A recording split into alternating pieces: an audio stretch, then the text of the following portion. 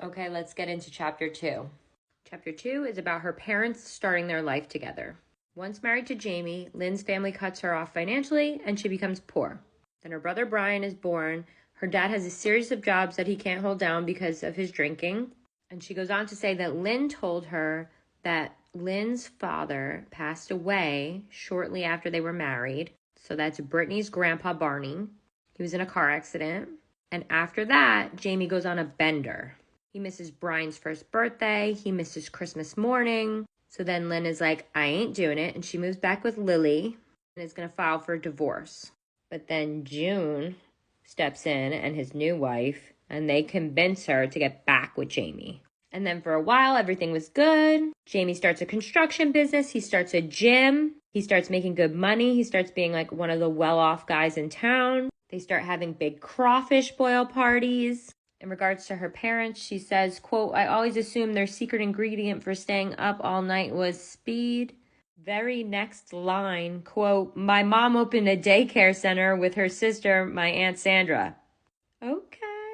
She goes on to talk about the women in her family. Her Aunt Sandra had a baby around the same time that Brittany's mom had her. They were just a few months apart. She said they were like twins and like sisters. She never got to meet her grandmother, Jean, obviously, but she did get to meet her great-grandmother, Lexi. She said she was incredibly close with Lexi.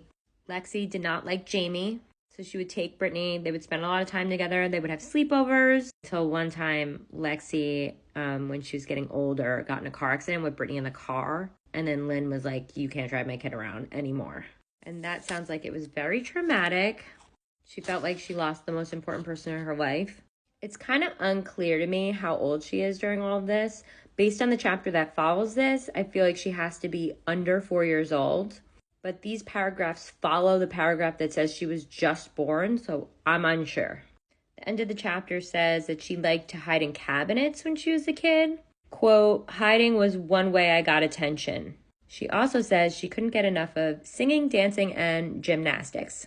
She said they had a career day at school and she wanted to be a lawyer, but all her neighbors and teachers kept just saying, no, you're Broadway bound. So she just embraced her identity as the, quote, little entertainer. So this is how the chapter ends. It says, quote, I wanted to hide, but I also wanted to be seen. Both things could be true. Crouched in the cool darkness of a cabinet, I felt so small that I could disappear. But with everyone's eyes on me, I became something else. Someone who could command a room. In white tights, belting out a song, I felt like anything was possible. Come back for chapter 3.